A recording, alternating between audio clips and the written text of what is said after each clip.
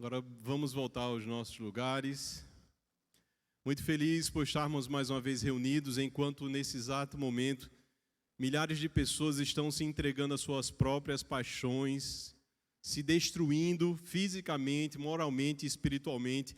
Nós estamos de pé e estamos na presença dEle, cultuando aquele que é digno de toda a adoração. É motivo de gratidão, meus amados. Muitos não têm nem mais força de chegar na casa do Senhor, mas nós estamos aqui. Louvado seja Deus. Meus amados irmãos, nessa noite nós iremos falar sobre o tema mais importante para a sua e para a minha vida. O tema mais importante, dentre todos os que podem ser ministrados em um púlpito, dentro de uma casa de oração, é a respeito da salvação. Amém? A salvação, qual é o resultado da salvação em nossas vidas?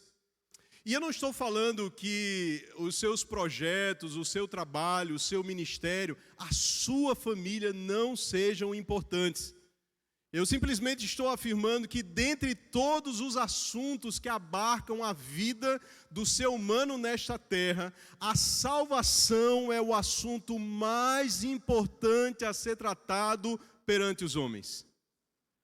O Senhor Jesus, Ele veio para salvar o pecador. Ele veio para se entregar em uma obra de redenção para aquele que está perdido.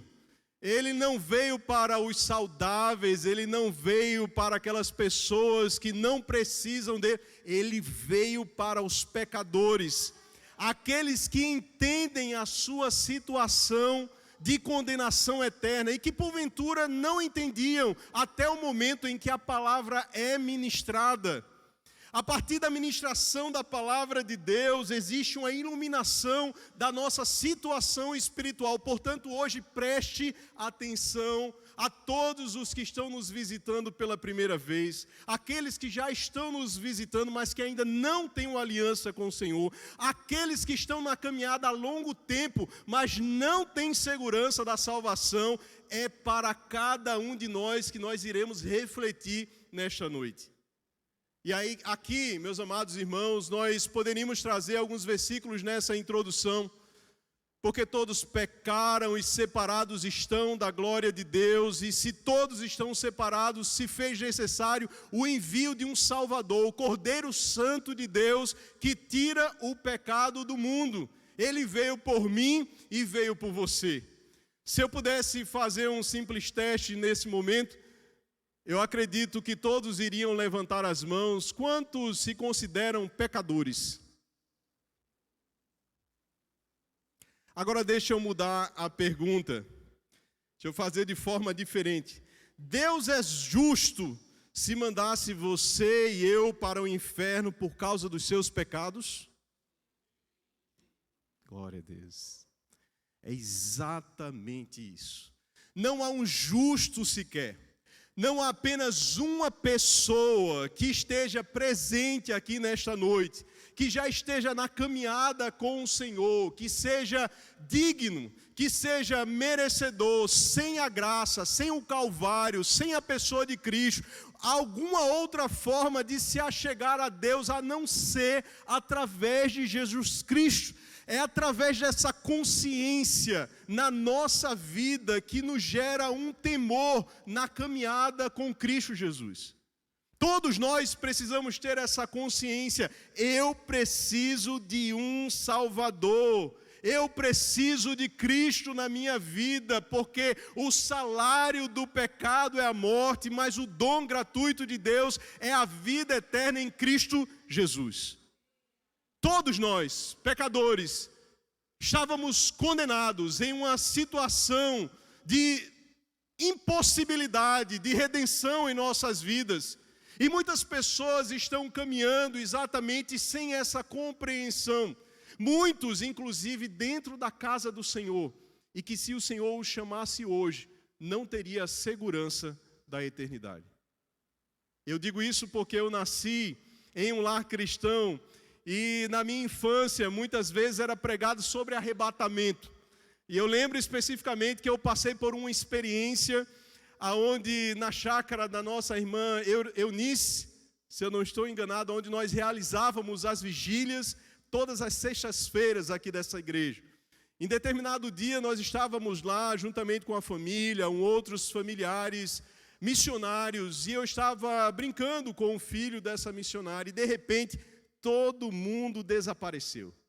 Diante dessa circunstância, tanto eu como ele, mediante a tantas pregações a respeito do arrebatamento, começou o nosso coração agora a ficar gelado. E nós estávamos agora preocupados e começamos a andar dentro da chácara, e cada ambiente que nós visitávamos, as pessoas não estavam presentes. E agora? O que aconteceu? Eles foram arrebatados e nós ficamos. O que será da nossa vida? E nós entrávamos na casa, enquanto nós estávamos em um ambiente, eles estavam em outro. De forma que nós estávamos em uma agonia naquela tarde.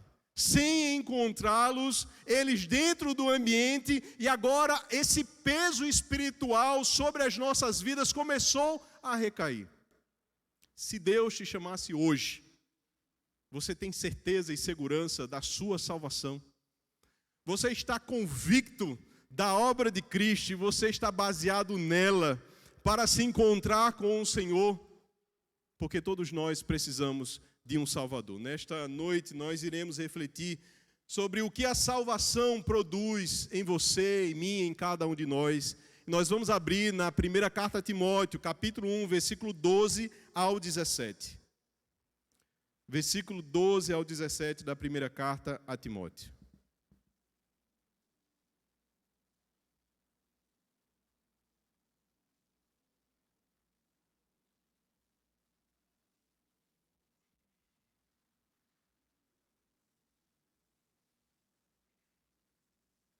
Vamos nos colocar em pé, em reverência à palavra de Deus.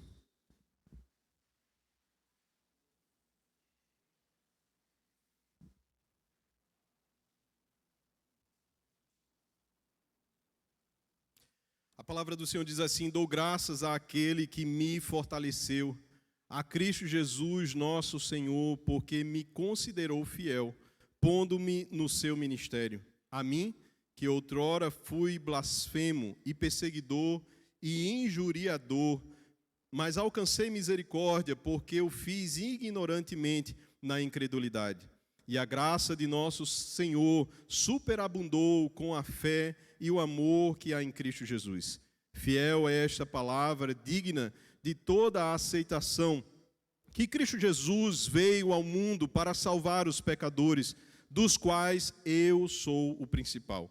Por isso, contudo, alcancei misericórdia para que em mim, o pior dos pecadores, Cristo Jesus mostrasse toda a sua longanimidade, para exemplo dos que haviam de crer nele e receber a vida eterna. Ora, ao Rei eterno, imortal, invisível, ao único Deus, seja a honra, a glória, para todos sempre. Todos dizem? Amém. Pai bendito, na tua presença nos apresentamos mais uma vez. Ó Deus, constrangidos pela tua presença, constrangidos pela tua palavra, entendendo que dependemos do Senhor. Tenha misericórdia. Se não fora o Senhor nas nossas vidas. Se o Senhor não agisse em nosso favor. Se o Senhor não tivesse nos amado primeiro. Se o Senhor um dia não tivesse tocado nessa terra. Se um dia o Senhor não tivesse entregue na cruz do Calvário. Se um dia o Senhor não tivesse morrido e ressuscitado ao terceiro dia, está sentado à destra do Pai, intercedendo por nós. Se não fosse o teu Santo Espírito que nos convence do pecado, da justiça e do juízo. Se não fora o Senhor, o que seríamos de nós? Deus gera em nós esse entendimento nesta noite, da necessidade, ó Deus, e da importância da obra de Cristo em cada um de nós, e que é apenas Ele que nos sustenta de pé, que não é por mérito, que não é por nossas obras, que não é pelo tempo de crente, ou sequer se eu nasci em um lar cristão, mas de um novo nascimento genuíno em nossas vidas. Tenha misericórdia das nossas vidas. Assim nós oramos em nome de Jesus. Amém e amém. Podeis assentar, amados. A primeira carta a Timóteo é a maior carta pastoral. Conhecemos que a primeira e a segunda carta a Timóteo, juntamente com a carta de Tito, são as cartas pastorais. E o apóstolo Paulo, ele tem como colaborador a Timóteo. E Timóteo, então, ele o acompanha dentro desta cidade que se tornou extremamente importante e influente em toda a Ásia.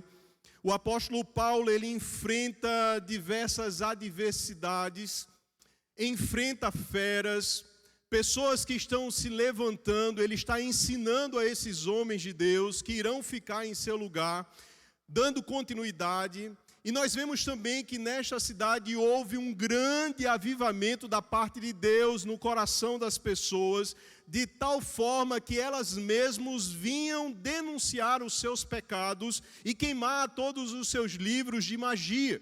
Deus estava operando um avivamento na cidade de Éfeso.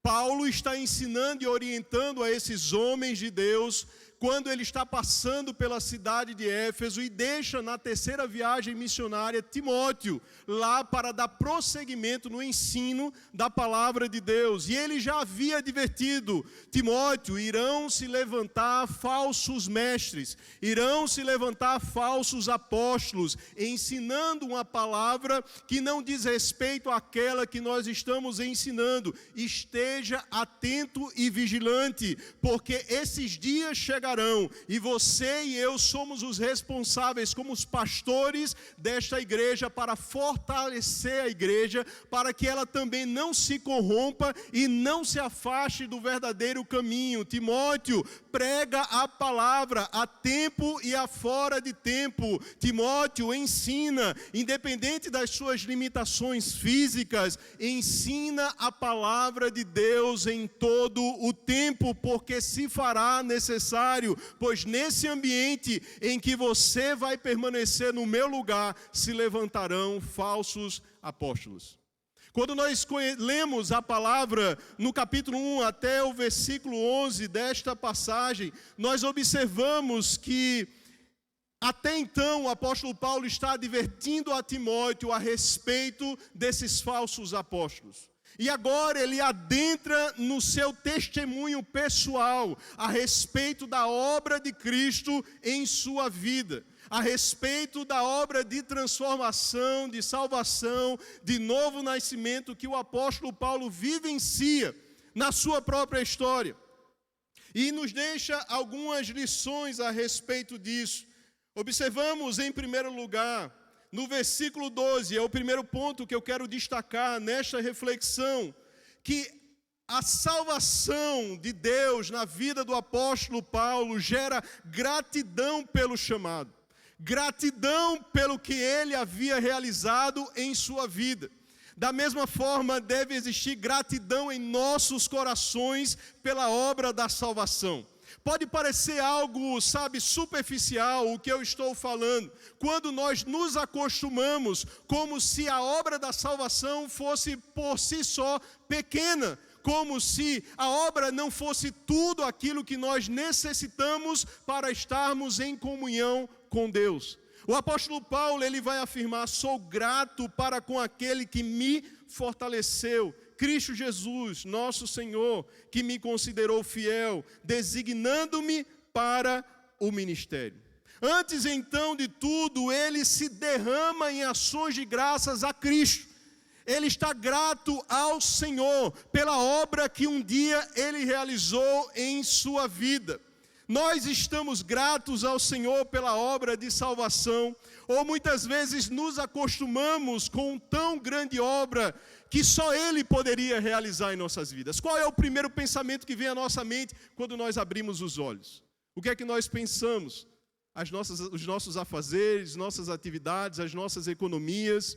Estamos preocupados com aquele sonho que ainda haveremos de resolver ou de concretizar, ou nós estamos com um anseio da eternidade e nós temos essa garantia por causa de Cristo. Existe em nós essa convicção e essa gratidão. Senhor, obrigado. Obrigado porque a obra que o Senhor realizou, uma vida inteira de serviço, não vai pagar. Não adianta nos esforçarmos, não adianta títulos, não adianta quaisquer outras questões, a não ser a própria obra de Cristo em nossas vidas. E essa consciência que nós precisamos ter. Então o destaque que o apóstolo Paulo, ele está dando, não é o que ele fez pelo Senhor, mas o que Cristo fez na vida de Paulo. Muitas vezes nós estamos em relevância e colocamos em evidência aquilo que nós apresentamos ao Senhor. Senhor, olha a minha vida, quanta dedicação. Olha como eu sou um bom pastor, um bom pregador. Olha como eu sou um bom ministro de louvor, como eu tenho me empenhado, como eu tenho contribuído, como eu estou disponível. Mas a questão não é sobre mim, sobre você. A questão é sobre Ele. Não é sobre as nossas vidas e o nosso legado, é sobre Ele. O que Ele realizou e tão somente isso. Não importa se o nosso nome terá relevância, não importa se nos reconhecerão, não importa se nos respeitarão. O que importa é que eu entenda e que eu seja alcançado por essa graça e que o nome dEle seja glorificado. Graças a Deus por Cristo Jesus. Obrigado, Senhor, é essa a gratidão no coração de Paulo por aquele que me fortaleceu. Eu sou grato por Cristo. Eu não sou grato pela Igreja Batista Missionária em primeiro lugar. Eu sou grato pela obra de Cristo na cruz do Calvário. Eu sou grato porque um dia essa mensagem alcançou o meu coração e mudou completamente a minha vida. E o apóstolo Paulo aqui ele faz menção de 3 bênçãos descritas neste versículo. A primeira delas é: o Senhor o fortaleceu. O Senhor o fortaleceu. Antes mesmo do ministério a exercer na vida do próprio apóstolo Paulo, ele está grato ao Senhor, porque um dia o Espírito Santo que deu força, que deu condições de ele compreender e permanecer e cumprir a obra de Cristo, o fortaleceu. O Senhor um dia te fortaleceu. De onde vem a tua força? A tua força vem do Senhor. De quem é que faz você permanecer na presença dEle? É o próprio Senhor, é Ele quem está nos sustentando. Portanto, ele vai mencionar isso: o Senhor me fortaleceu. Ele não está fazendo menção das suas grandes obras e das suas realizações, ele está se lembrando que o Senhor, Ele o fortaleceu. O Senhor tem te fortalecido, o Senhor tem te dado graça. O Senhor tem te dado o entendimento, o Senhor tem te dado o livramento, o Senhor tem acrescentado à tua vida talentos e dons para a glória dEle, mas antes de todas as coisas, Ele te fortaleceu, Ele te abençoou com ricas bênçãos espirituais nas regiões celestes. 1 de Efésios capítulo 1, versículo 3, versículo 6, versículo 12, o Senhor, Ele te fortaleceu com grandes bênçãos, com a presença do Espírito Santo na sua vida. Em segundo lugar, ele vai usar a palavra: o Senhor o considerou fiel. Pondere isso no seu coração. O Senhor o considerou fiel. A pergunta que eu faço primeiramente à minha vida, tendo em vista as muitas faltas que eu tenho mediante a palavra do Senhor, mesmo assim o Senhor me considerou fiel. Mesmo assim o Senhor te considerou fiel. E você está na presença dEle por causa da sua bondade e por causa do seu amor. Não significa que Cristo Jesus confiou em Paulo, sabe, por ser inerente à pessoa de Paulo, essa credibilidade que ele tinha diante do Senhor, mas porque ele quis considerá-lo fiel. O Senhor quis te considerar fiel. O Senhor quis te fortalecer. O Senhor quis realizar essa obra. O Senhor quis te amar primeiro. O Senhor realizou essa grande obra de salvação em nossos corações. Em terceiro lugar, ele vai usar a palavra: o Senhor o designou para o ministério. Sabemos que o apóstolo Paulo tinha um chamado específico para o apostolado aos gentios, mas o Senhor também te confiou o ministério. Talvez nessa hora você se pergunte: mas eu não sou pregador, mas eu não sou intercessor, mas eu não sou líder de qualquer departamento que seja. Mas a palavra de Deus vai afirmar na segunda carta aos Coríntios, capítulo 5, versículo 18, Ele te confiou o ministério da reconciliação. Você tem uma chamada e um ministério da parte de Deus. E sabe por que você foi chamado e tem uma obra a realizar? Porque Ele te considerou fiel. Mas antes disso, porque Ele te fortaleceu.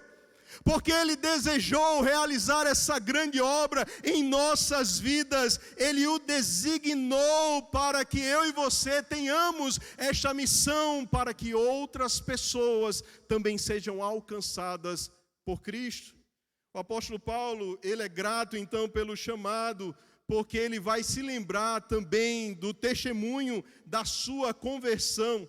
Versículos 13 e 14 diz o seguinte: a mim, que noutro tempo era blasfemo e perseguidor e insolente, mas obtive misericórdia, pois o fiz na ignorância, na incredulidade. Transbordou, porém, a graça de nosso Senhor com a fé e o amor que há em Cristo Jesus.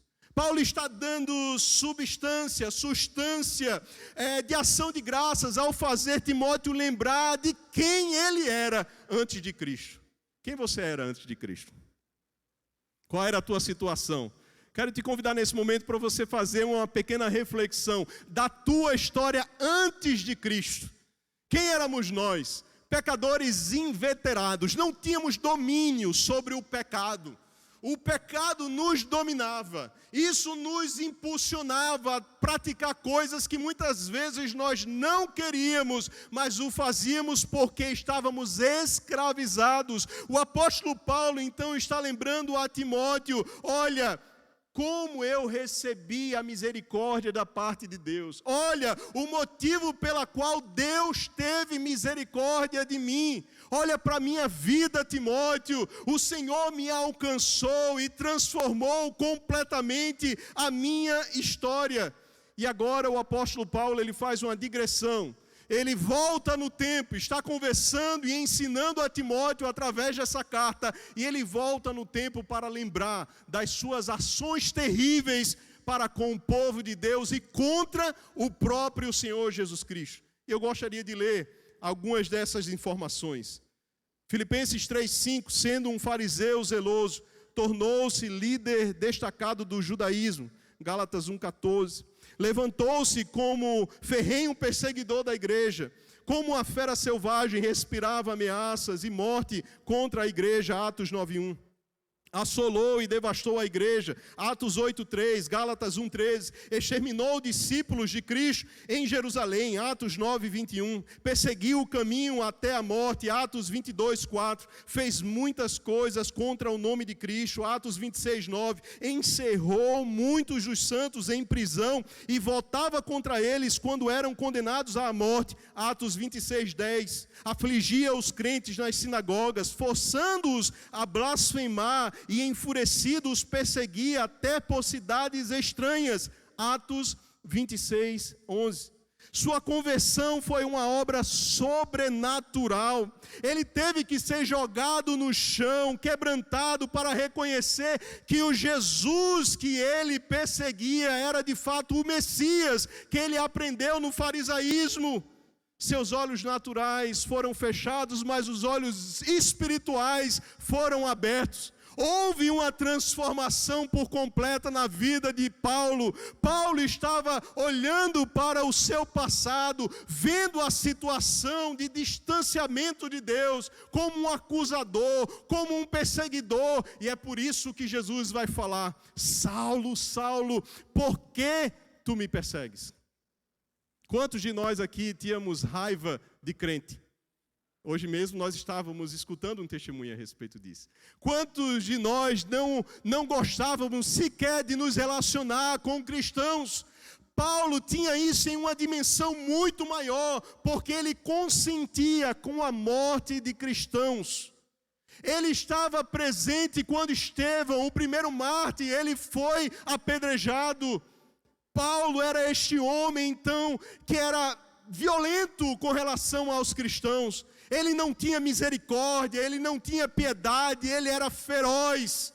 Ele estava simplesmente como um objetivo de vida, destruir essa nova seita que aos seus olhos estava surgindo o cristianismo. Essa foi a obra que o Senhor Jesus ele vai dizer.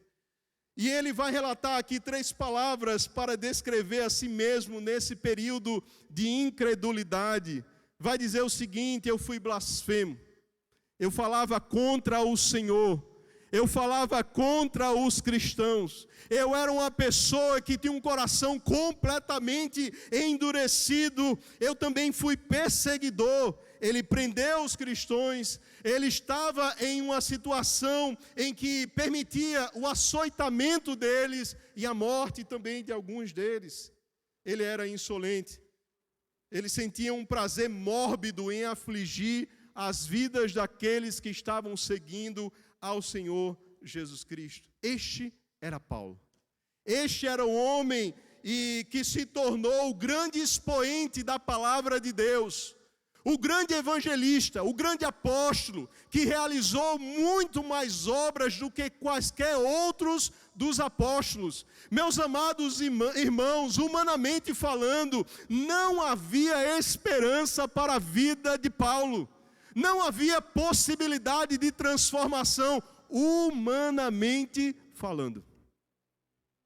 Quantos de nós estávamos nessa situação? Olhando para nós, ninguém dava nada. Olhando para nós, todos nos apontavam, todos nos condenavam, ninguém dava importância às nossas vidas, mas nesta noite o Senhor está dizendo: você é importante para mim, porque a mensagem do Evangelho está chegando mais uma vez ao teu coração. Você é importante. A obra da cruz de Cristo foi para a tua vida. Você que entendeu a mensagem, está compreendendo essa mensagem, é para você.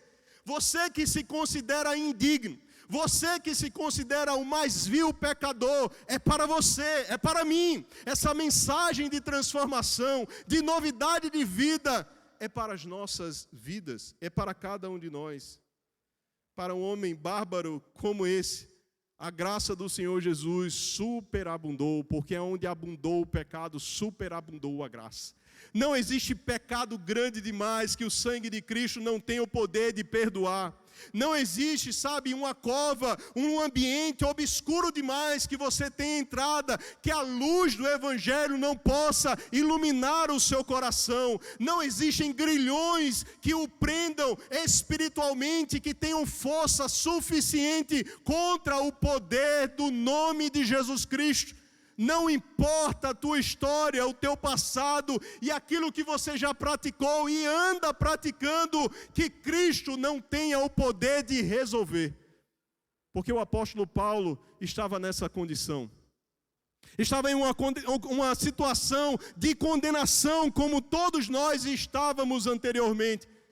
Mas o amor de Deus foi derramado em seu coração e o alcançou e transformou a sua história. E ele se tornou um baluarte nas mãos de Deus.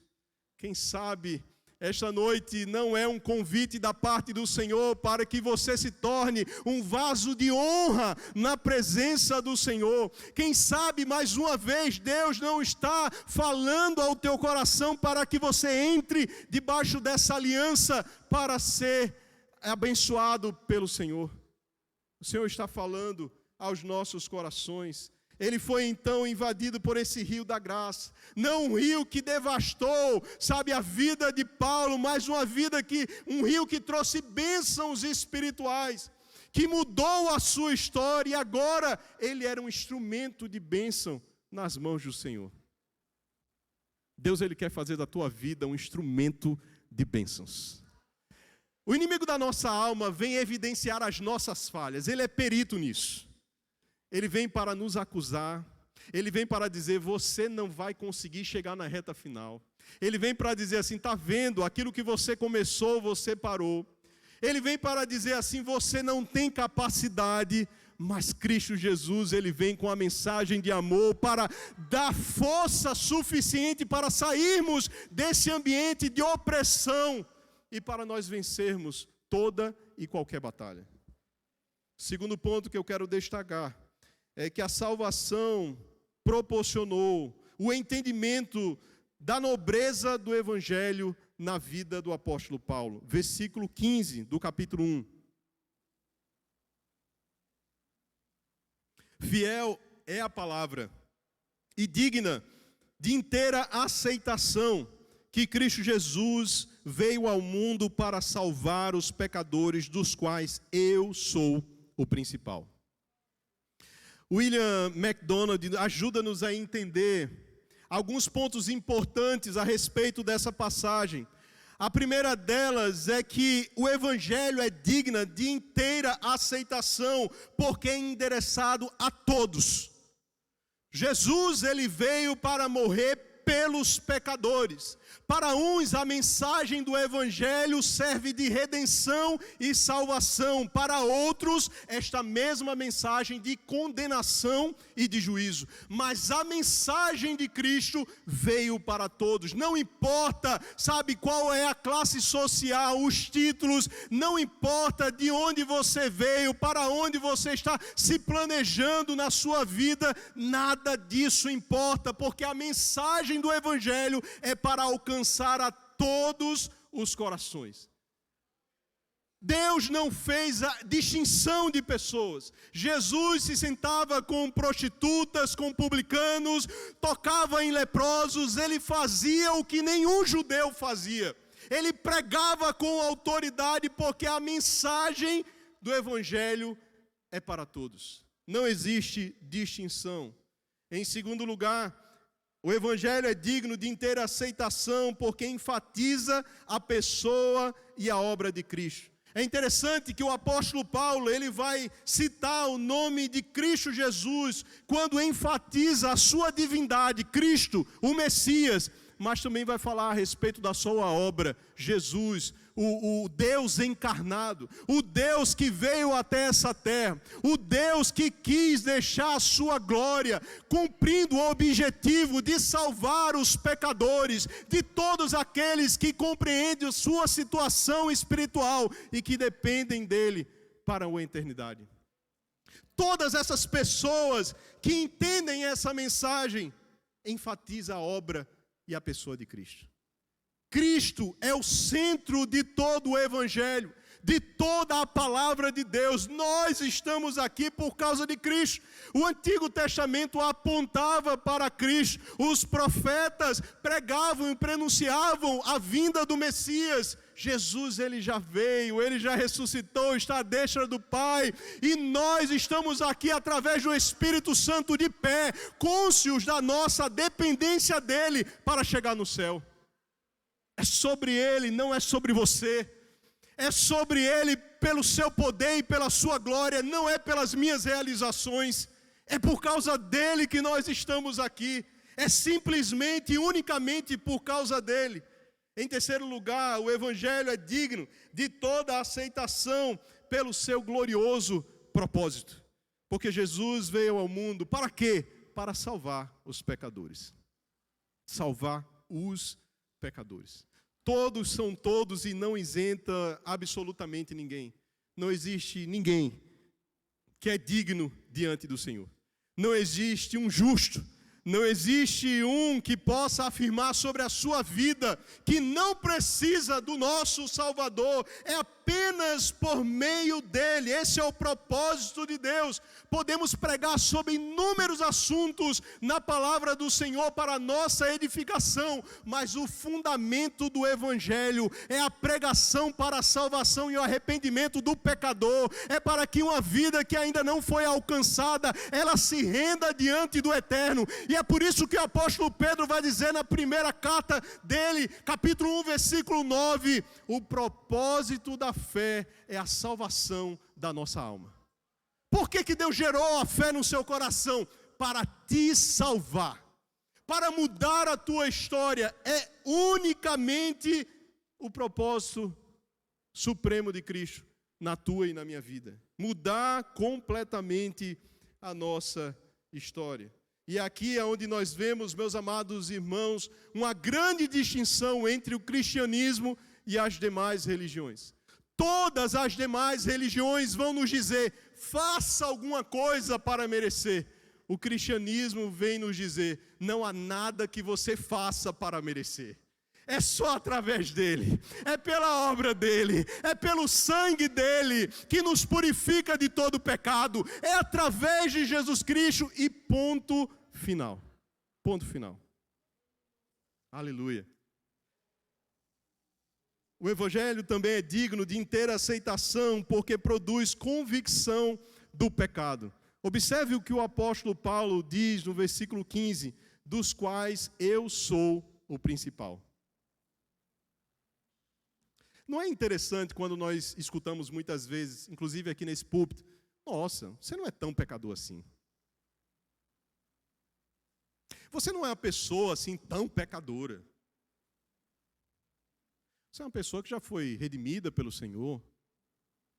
Você é uma pessoa que tem o Espírito Santo. E, portanto, você não precisa ficar falando muito sobre o pecado. Você não precisa ficar lembrando a situação da necessidade de santificação tantas vezes. Porque, afinal de contas, nós já somos do Senhor. Mas como o apóstolo Paulo ele se coloca nesse texto? Qual é a situação e a condição que ele se propõe a ensinar a Timóteo nesta carta? Eu sou o principal pecador. Vale destacar, meus amados, que o maior dos pecadores não era um idólatra, a respeito de Paulo, imoral ou ateu, mas um ortodoxo zeloso da lei, que nasceu num lar extremamente religioso. Seu pecado era essencialmente doutrinário. Ele não aceitou a palavra de Deus concernente à pessoa e à obra de Cristo. Quem diria que Paulo iria se chamar de o principal dos pecadores? Quem poderia, se Paulo estivesse nos nossos dias hoje, conosco, caminhando, ensinando, plantando igrejas, que nós iríamos admitir isso? Não, Paulo, que é isso? Você é um tremendo homem de Deus. Você é um homem que realmente realiza grandes feitos para a glória do Senhor. Mas como Paulo se coloca? Eu sou o principal pecador. Sabe por quê, meus amados? Porque o Evangelho, ele produz em nós a convicção do nosso pecado. Ele produz em nós essa consciência que mesmo que eu busque acertar em boa parte do mandamento, eu nunca estarei obedecendo a lei do Senhor por completo. Não adianta você tentar, você não vai conseguir. Por quê? Porque você é um pecador. Você pode ser um pecador regenerado, mas continua um pecador sendo santificado, mas volta e meia você vai estar praticando algum pecado, inclusive hoje, talvez nesse exato momento, você já tenha cometido alguns pecados. E eu também. O apóstolo Paulo, ele se vê nessa condição. Eu sou o principal. Está vendo todos os pecadores? Eu sou o principal dos pecadores. E é interessante também enfatizar que ele não vai dizer que era o maior dos pecadores, ele declarou, dos quais eu sou o principal. Ele não diz, eu era o principal. Quando estava antes de ser alcançado pelo Evangelho. Não quando ele vai cometer algum pecado na discussão lá com Barnabé. Não foi nesses momentos, ele está dizendo no presente, eu sou um pecador. Eu sou o principal pecador. Essa é a minha condição. E na primeira carta aos Coríntios 15, 9, escrito por volta de 57 depois de Cristo, Paulo se autodenomina o menor dos apóstolos. Em Efésios 3, 8, escrito por volta de 60 depois de Cristo, ele se intitula o mínimo de todos os santos. Agora em 1 Timóteo 1, 15, ele vai afirmar, eu sou o principal dos pecadores. É alguém que está se desenvolvendo espiritualmente, compreendendo que por mais que ele busque, por mais que ele entregue, por mais que ele realize, ele continua sendo um grande pecador. Porque nós sempre estaremos em falta com Deus. Entendamos isso, meus amados. Não adianta nós colocarmos uma capa de religiosidade, de cumprimentos e de obediência, porque nós não iremos conseguir em sua totalidade. Isso nos coloca na condição de eu continuo precisando do mesmo Salvador que um dia realizou essa obra na minha vida. Eu continuo precisando de Cristo e é apenas por Ele que eu chegarei nos céus. Não adianta. E essa não é uma palavra que muita gente dá glória a Deus, porque as pessoas não gostam de se considerar pecadoras. Eu sou bom demais. Eu não sou tão pecador. Quando se afirma, ou eu fiz a pergunta no início, introdução dessa mensagem, se você consideraria Deus justo ao te enviar para o inferno por causa dos seus pecados, nem todas as pessoas responderam. Por quê? Eu não sou tão pecador. Existem pessoas que são mais vis pecadores do que eu. Existem pessoas que são mais dignas desse destino eterno do que eu. Olha, eu até já li a Bíblia algumas vezes. Olha, o meu joelho. Olha, quantas obras. Olha.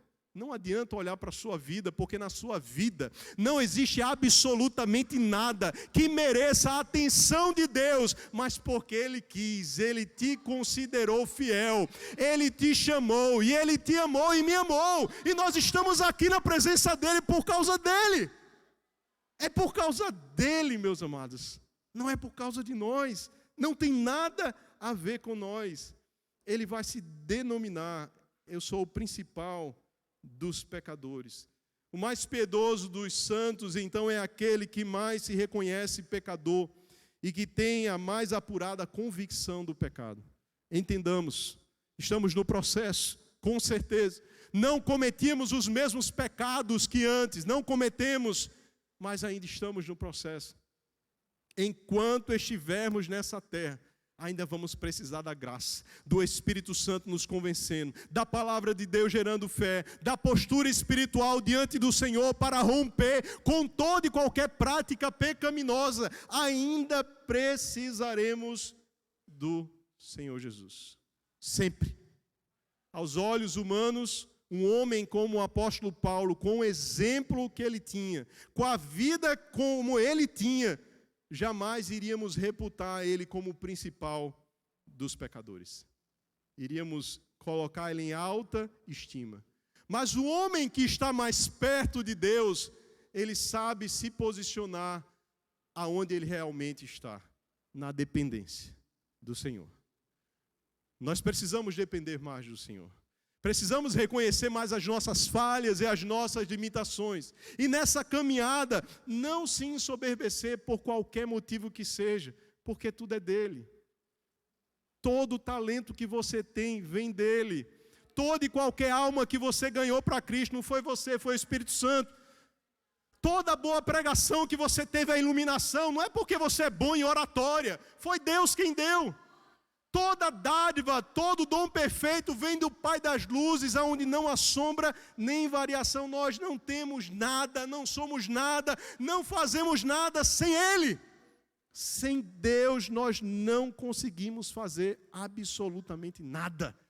E é isso que nós precisamos compreender. E é isso que liberta-nos da religiosidade.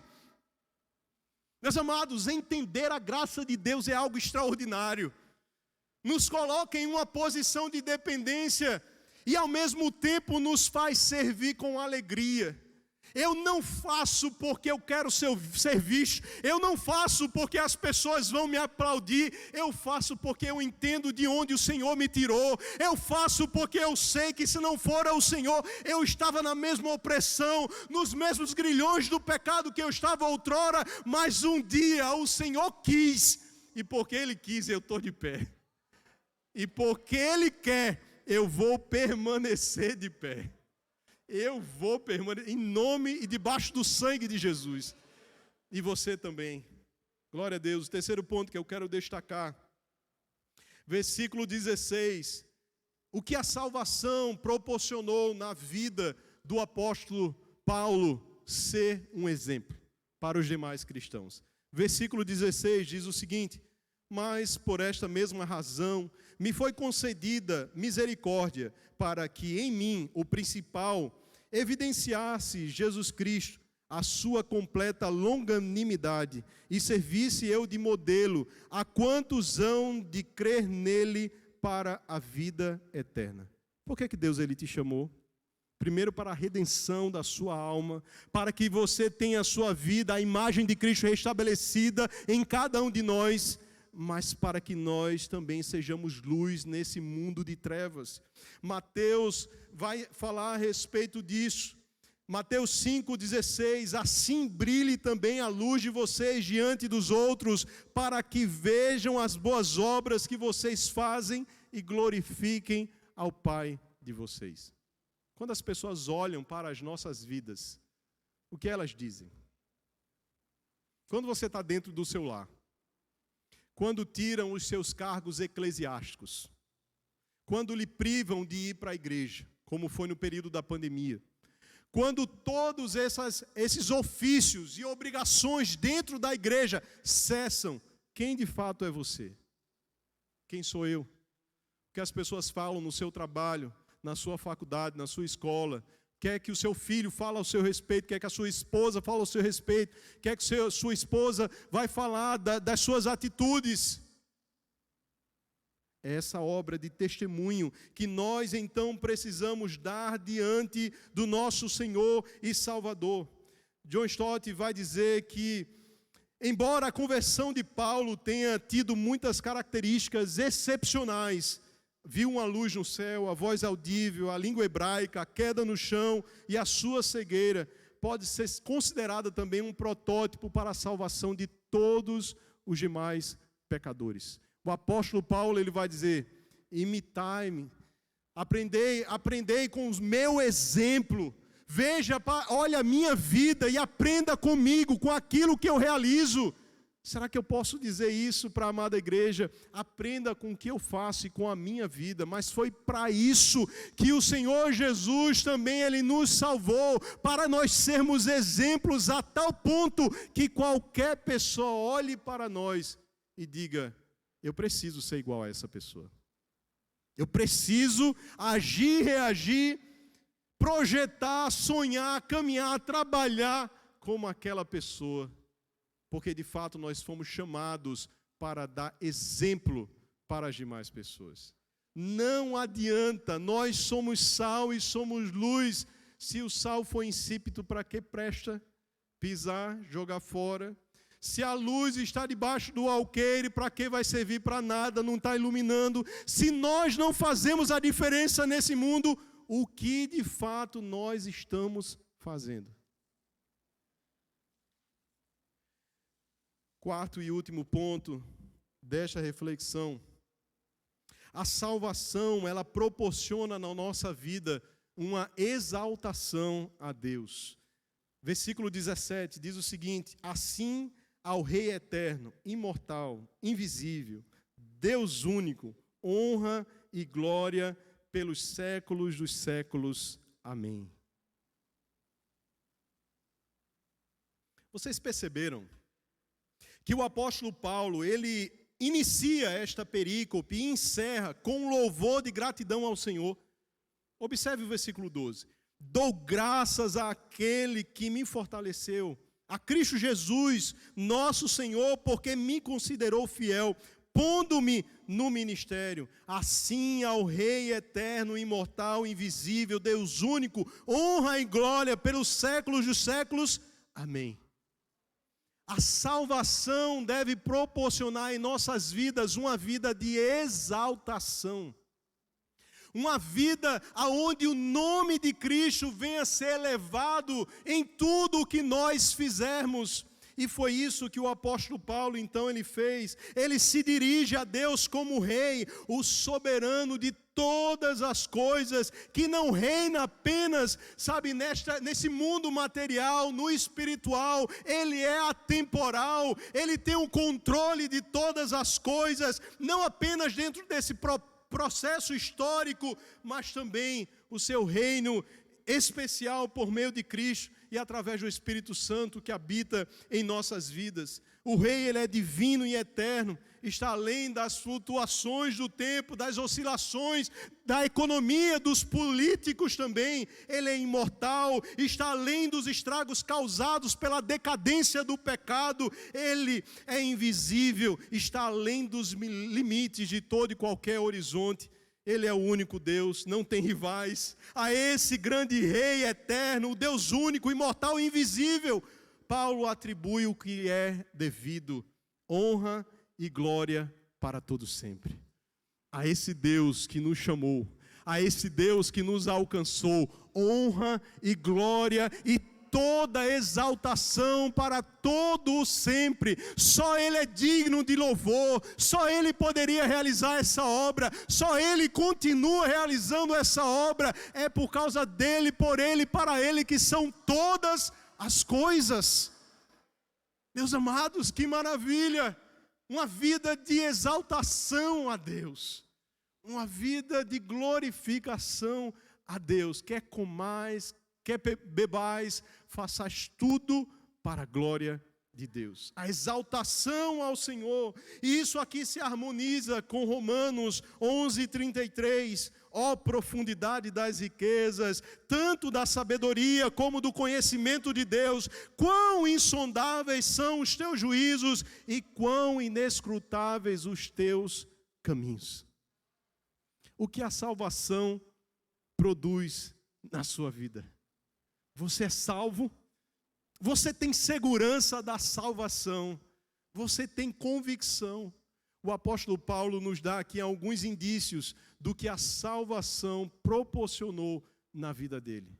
O apóstolo Paulo, ele reconhecia a maravilhosa graça e ao salvá-lo, isso o movia a uma vida de inteira entrega diante do Senhor. Por isso ele pôde afirmar, porque para mim o viver é Cristo e o morrer é lucro. Nada o prendia, nada era mais importante, nada ele mais almejava a não ser o próprio Cristo. Nesse momento, eu gostaria de fazer uma oração com a amada igreja. Vamos nos colocar em pé, em nome de Jesus.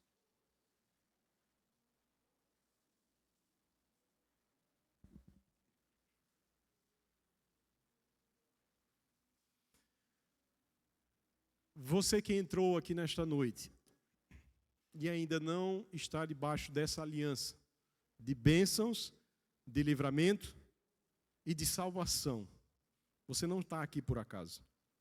Eu orei pela sua vida.